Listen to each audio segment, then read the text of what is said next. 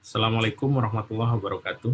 Salam sejahtera untuk kita semua. Saya Ahmad Syafiq dari Fakultas Kesehatan Masyarakat Universitas Indonesia, Departemen Gizi Kesehatan Masyarakat. Pada kesempatan ini, saya ingin menyampaikan materi mengenai gizi dewasa usia pertengahan. Sebagai pendahuluan, saya ingin sampaikan bahwa pendekatan terhadap kesehatan itu terbagi menjadi beberapa jenis. Yang pertama adalah pendekatan tradisional, yaitu perubahan yang dilakukan ketika gejala penyakit muncul.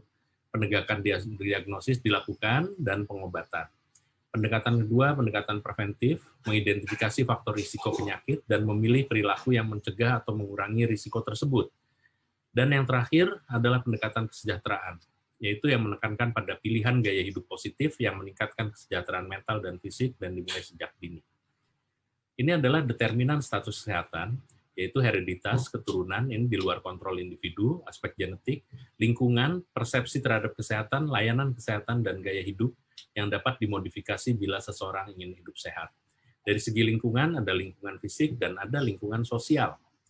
Persepsi terhadap kesehatan, umumnya orang yang merasa dirinya sehat mempunyai umur lebih panjang daripada yang merasa diri sakit. Jadi seringkali persepsi kesehatan diri adalah prediktor harapan hidup yang kuat. Layanan kesehatan itu yang disebut sebagai akses terhadap layanan kesehatan terdiri dari 3 aspek atau 3 dimensi. Yang pertama adalah ketersediaan dalam pengertian jarak fisik, yaitu yang disebut sebagai availability. Lalu ada affordability, yaitu keterjangkauan. Ini jarak ekonomi, dan acceptance, penerimaan, jarak sosial. Biasanya ditentukan oleh status sosial ekonomi seperti tingkat pendidikan dan tingkat pendapatan.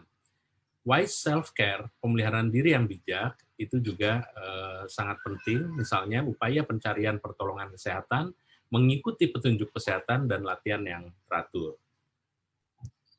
Gaya hidup adalah pola kehidupan unik seseorang yang mencerminkan nilai-nilai dan kepercayaan. Ini menentukan apa, berapa banyak, dan kapan seseorang makan, olahraga secara teratur atau tidak, konsumsi rokok dan alkohol, dan sebagainya. Termasuk penggunaan waktu, yang juga merupakan pilihan gaya hidup seseorang.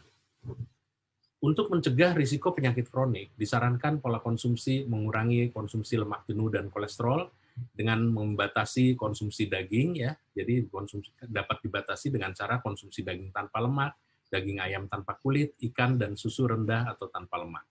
Gunakan polyunsaturated fatty acid seperti omega 3 dan monounsaturated fatty acid seperti minyak zaitun. Untuk karbohidrat disarankan karbohidrat kompleks.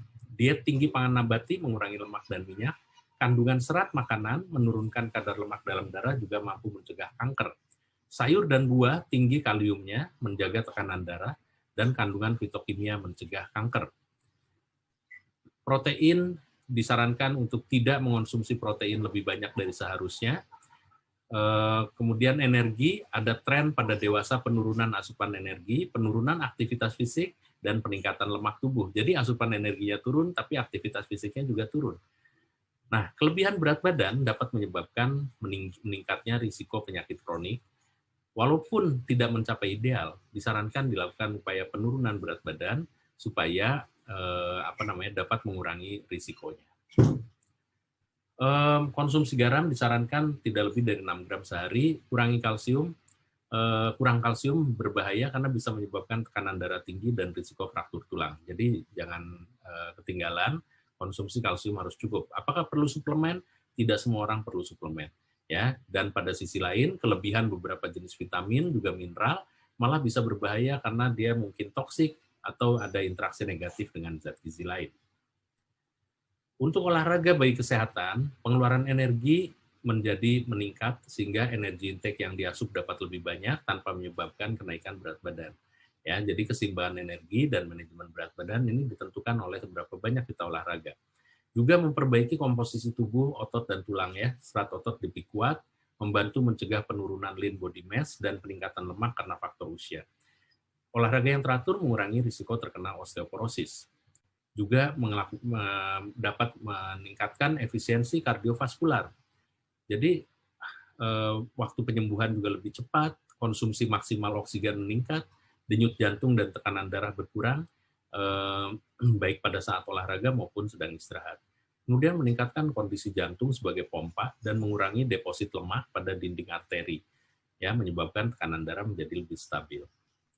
Kadar lemak darah juga di sini berubah karena olahraga, terhambat perubahan degeneratifnya, dan olahraga yang rutin meningkatkan high density lipoproteins, ya, yang membantu menurunkan risiko PJK dengan cara menyelenyapkan molekul kolesterol dari darah sebelum darah mencapai dinding arteri. Olahraga juga menurunkan LDL, low density lipoprotein, yang menaikkan risiko PJK karena membantu membawa kolesterol ke sel.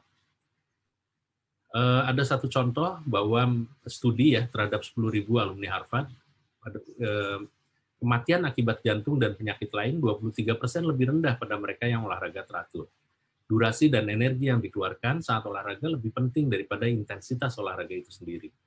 Dan karakteristik olahraga yang bisa diikuti secara teratur, yang tidak memerlukan peralatan atau fasilitas khusus, jadi mudah dan murah, nyaman, dapat dilakukan secara rutin, ada interaksi sosial. Ini adalah pedoman aktivitas fisik dan olahraga. Aktivitas fisik frekuensinya diusahakan setiap hari, intensitasnya bebas dengan durasi minimal 30 menit. Jenis aktivitasnya bebas. Sementara kalau olahraga, frekuensi 3-5 kali seminggu dengan intensitas 60-90% denyut nadi maksimal, durasinya 30-60 menit kontinu, termasuk pemanasan dan pendinginan dengan jenis bermacam-macam juga ya, senam, jalan kaki, sepeda, renang, poco-poco. Ya, di sini ada tabel zona latihan sesuai umur dan denyut nadi. Jadi di sini batasnya di 60% nadi maksimal dan 90% nadi maksimal.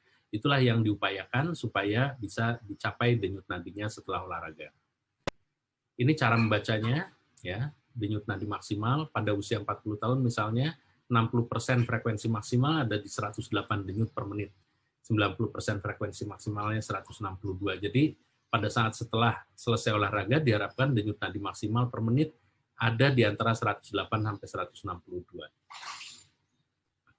Seimbang gizi, kenyahkan rokok dan alkohol, hadapi stres, awasi tekanan darah, teratur olahraga supaya sehat. Hindari makanan jeroan, emping, nangka matang, gula, garam, kacang-kacangan, otak, lemak.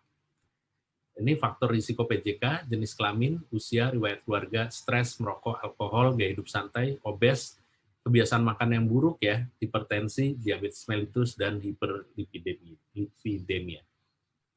Untuk mencegah kanker, makanlah makanan beraneka ragam, kurangi konsumsi lemak, tingkatkan konsumsi sayur dan buah, tingkatkan konsumsi makanan berserat, kurangi makanan yang diasin, diacar atau diasap, hindari obesitas, hindari alkohol dan rokok.